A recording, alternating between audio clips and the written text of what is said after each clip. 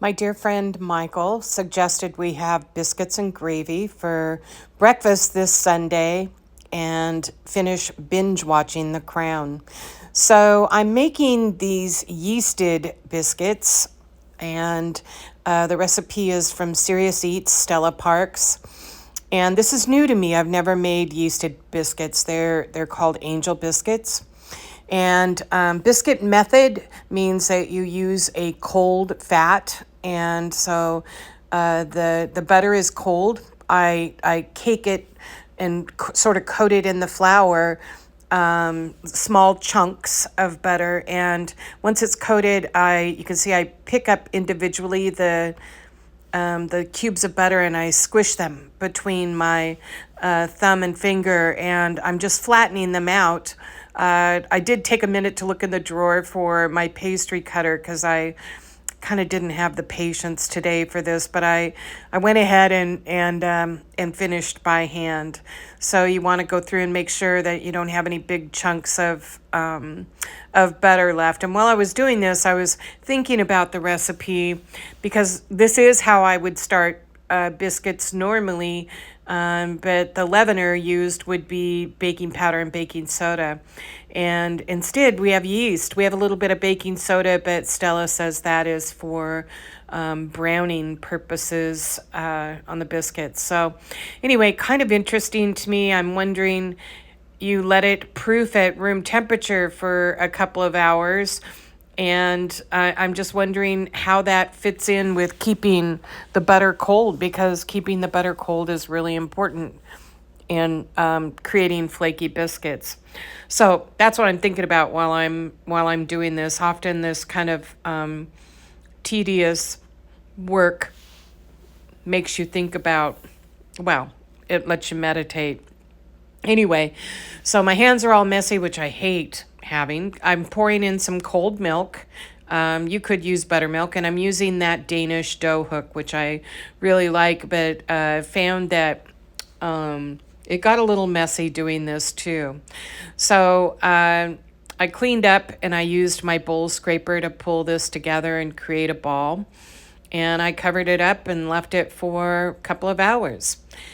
And after a couple of hours, it's probably about doubled in volume. And so then I'm going to sprinkle a little bit of flour down on the counter, and I'm going to press the dough out into a rectangle and then fold it in half. And this is creating layers. This is kind of a little bit of a faux lamination, maybe. And I would do this with regular biscuits too. The only thing different is the yeast. I've never done biscuits that were yeasted. So I repeat the fold 2 more times, 3 times in total. And I'm going to make these biscuits square. I'm just going to take my chef's knife and cut them into squares. And I want fairly large squares. The recipe calls for putting them in a cast iron skillet. My cast iron skillet is way too large. So I have a little brazier, Le Creuset brazier pan, and it's cast iron but enamel coated, and so I put some butter down in there, and that's where I'm gonna put the biscuits. And here's what I really love about this recipe, or any recipe for breakfast. You get to leave it overnight in the refrigerator and pull it out in the morning, and it goes right into the oven after you've brushed them with some butter.